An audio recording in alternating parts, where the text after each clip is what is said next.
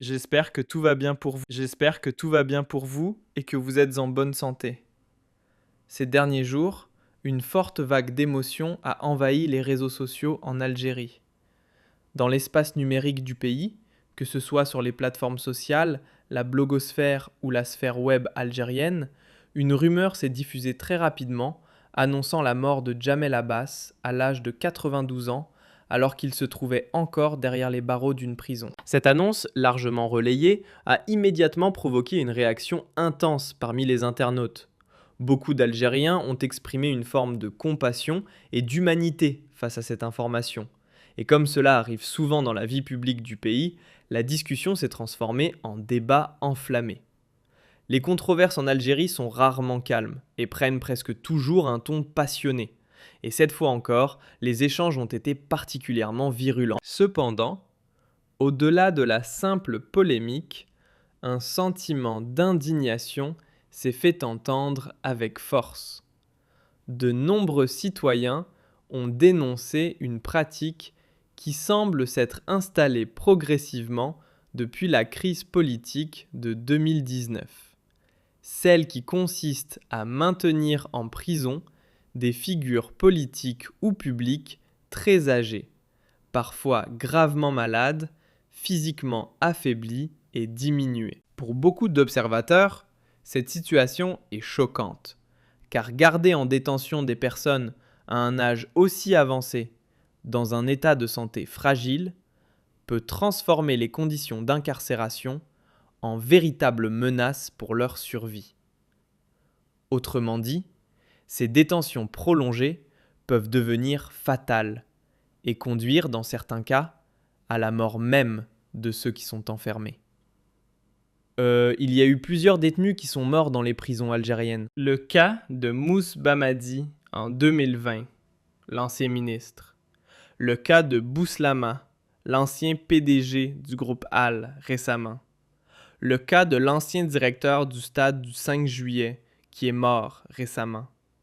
Et ce sont les cas les plus éloquents parce qu'on parle de personnalités publiques ou d'anciens fonctionnaires de l'État ou d'anciens responsables politiques qui sont morts alors qu'ils n'ont même pas encore été jugés. Le cas de Jamel Abbas est encore plus grave, puisque Jamel Abbas est un cas inédit dans le monde. Quand il a été condamné à la prison ferme, il avait déjà 85 ans. Je rappelle, nous avons fait une émission précédemment. Jamel Abbas n'est pas mort, il est en vie.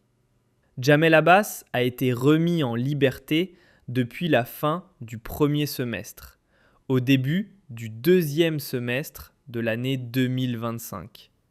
Ceci dit, il est resté en prison jusqu'à l'âge de 91 ans. Et selon toutes les statistiques que nous avons pu récolter, et selon toutes les données que nous avons pu obtenir, Jamel Abbas, quand il est sorti de prison aujourd'hui, se trouve dans son domicile à N. Il est gravement malade. Il est très malade. Il est en train de rendre son dernier souffle. Mais Jamel Abbas, avant d'être libéré à 91 ans, a été remis en liberté dans des conditions très particulières et très opaques. En réalité, il s'agit d'une liberté conditionnelle et provisoire. Mais comme il était devenu sénile et qu'il vivait pratiquement à l'état végétatif. Jamel Abbas, c'est le détenu politique le plus âgé du monde.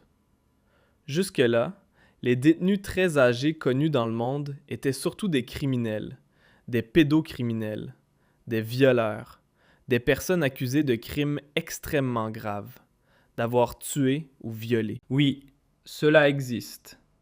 Aux États-Unis, en Australie, il y a eu des cas au Japon, etc., où il y a eu vraiment, par exemple au Japon, un détenu qui était libéré à l'âge de 89 ans. Donc Jamel Abbas l'a dépassé. C'est l'un des détenus les plus âgés du monde.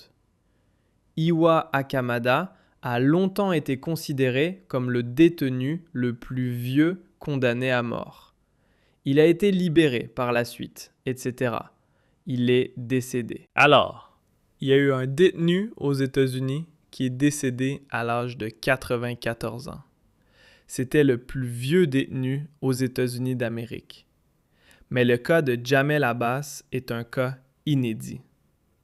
Il y a eu un Australien qui est décédé en 1989 à l'âge de 106 ans. Mais il était interné dans un asile psychiatrique après un meurtre grave commis en 1925. Jamel Abbas, c'est un statut politique. Il a un statut politique. C'est un cas exceptionnel. Pourquoi? Parce que c'est un ancien dirigeant politique. Il n'a pas été condamné pour des délits de meurtre, ni pour des crimes crapuleux, graves, où il y aurait eu du sang versé ou de la violence.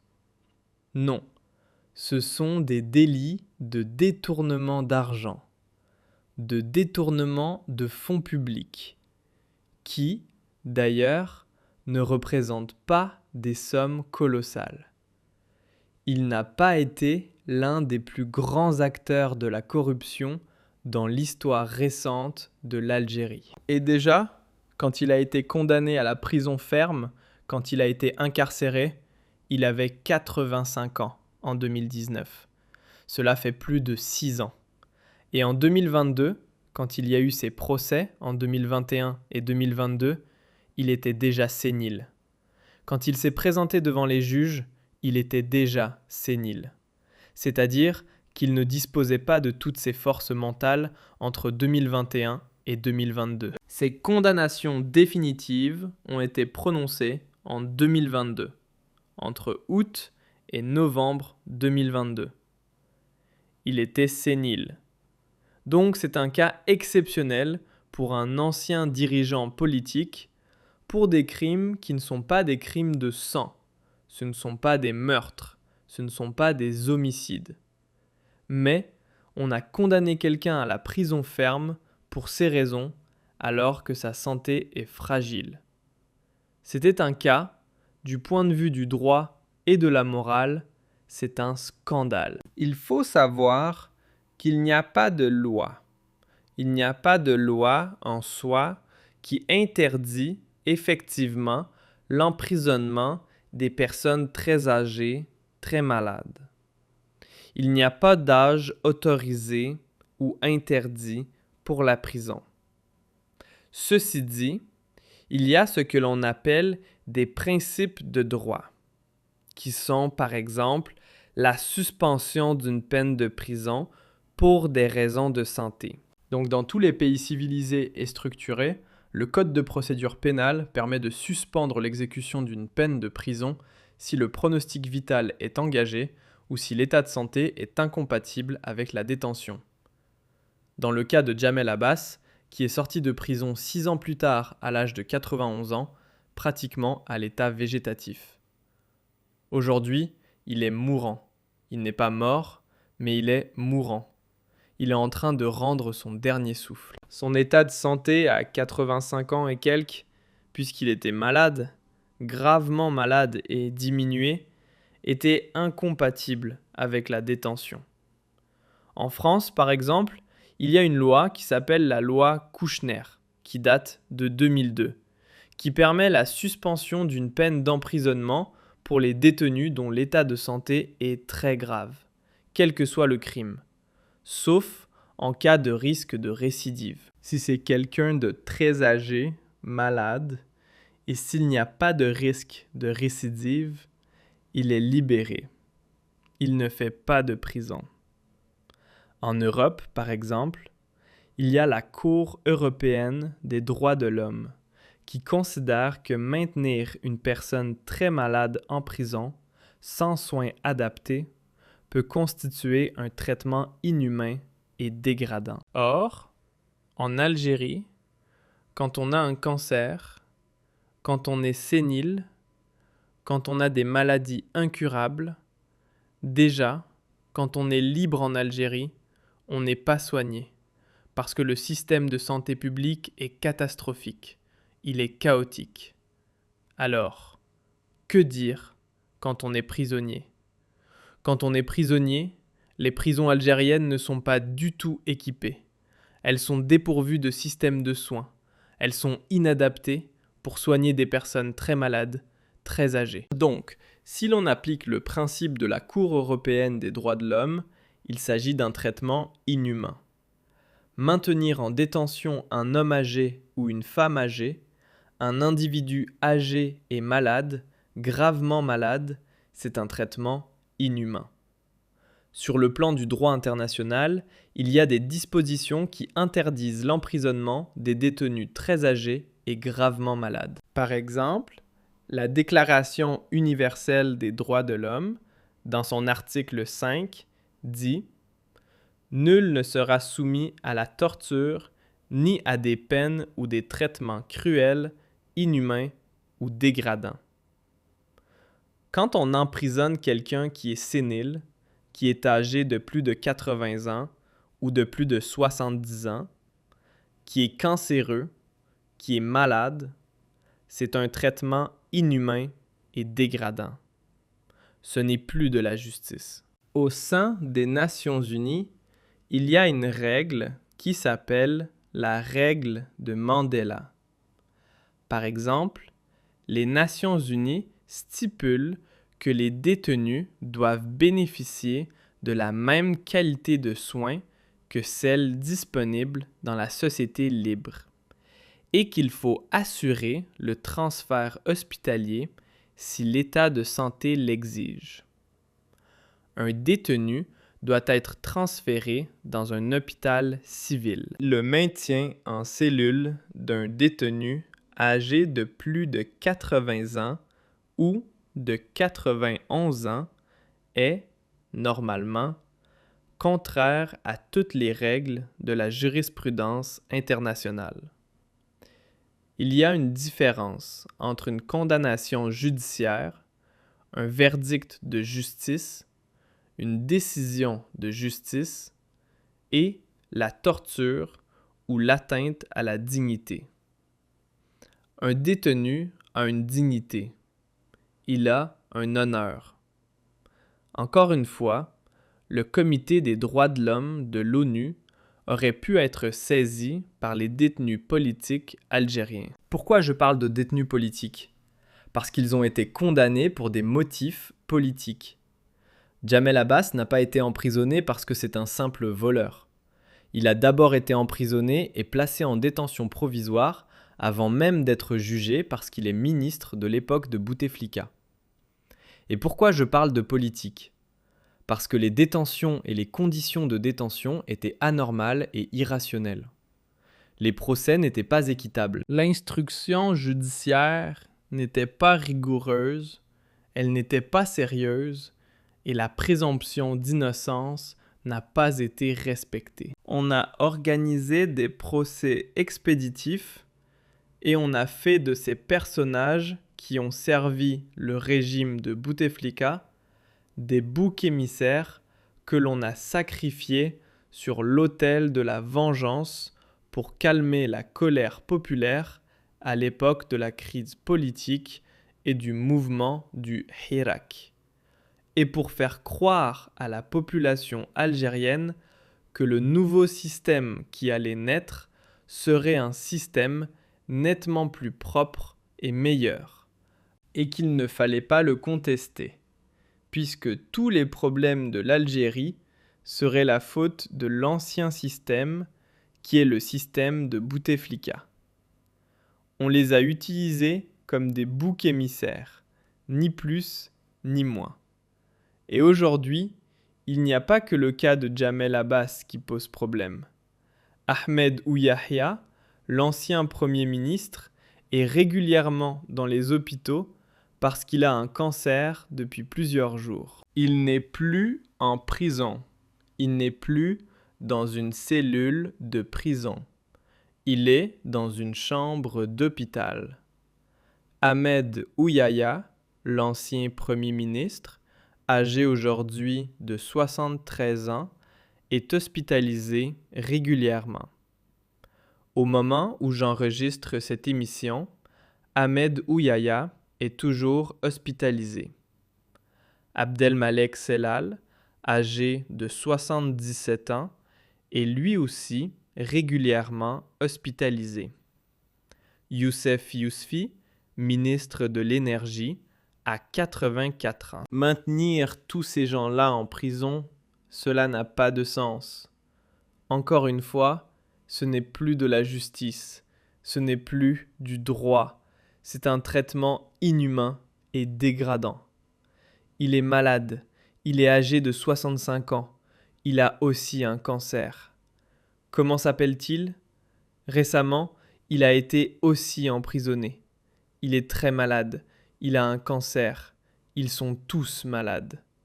Lui, il a 74 ans.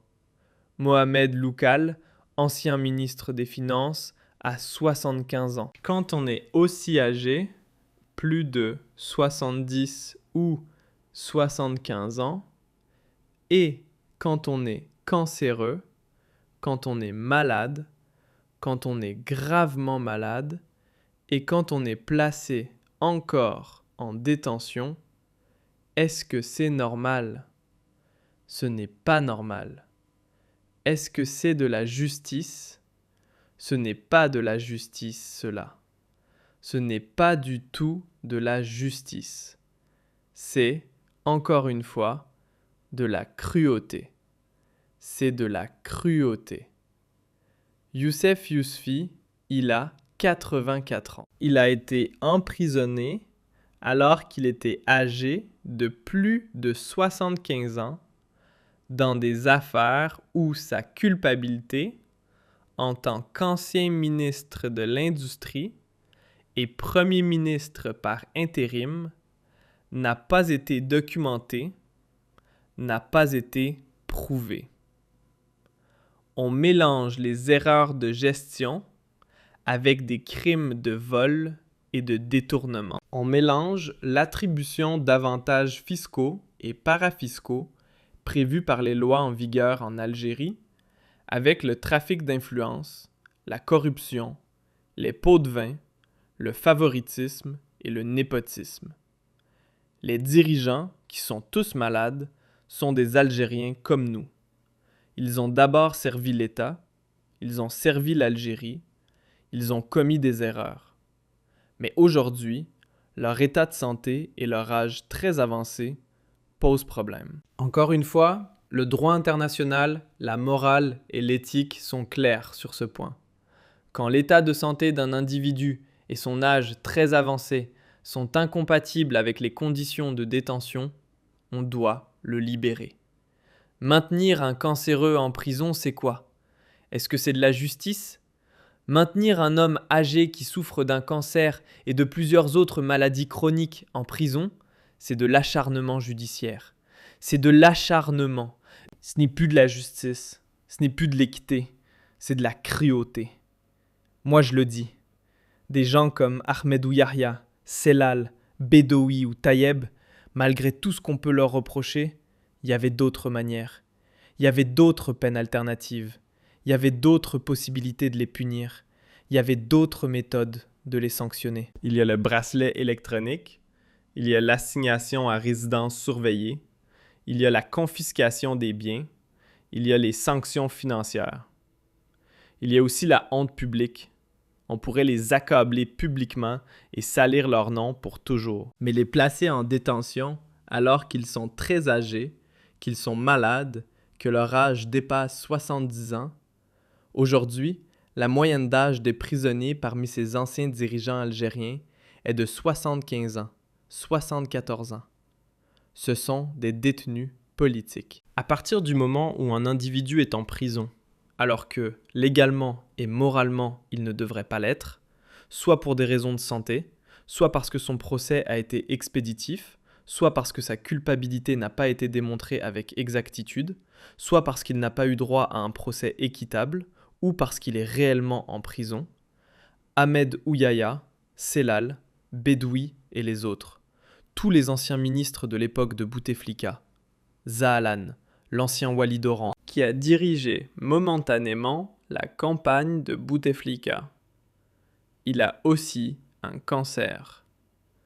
Tous ces gens-là sont en détention à cause de leur nom, parce qu'ils s'appellent comme ils s'appellent, parce qu'ils ont servi le régime de Bouteflika, parce qu'ils portent ces noms ou parce qu'ils ont occupé des fonctions politiques auprès du régime de Bouteflika. Donc, ce sont des détenus politiques. On les a jugés pour des considérations politiques, non pas pour des considérations juridiques et judiciaires. Je rappelle que l'Algérie a signé le pacte international relatif aux droits civils et politiques. Dans son article 10, ce pacte dit que toute personne privée de sa liberté doit être traitée avec humanité et avec respect de la dignité inhérente à la personne. Si un détenu est très âgé et malade, et si les conditions de détention aggravent sa situation et risquent de provoquer sa mort ou de porter une atteinte caractérisée à sa dignité, il ne devrait pas être en prison. Il ne devrait pas être en prison. C'est simple. C'est très simple. C'est ce que l'on appelle le traitement avec humanité. Il y a le principe d'humanité qui doit primer sur le principe du droit. Le droit est de punir, ce n'est pas d'humilier. Le droit est de sanctionner, ce n'est pas de torturer. Ce n'est pas de dégrader ou de bafouer la dignité d'une personne.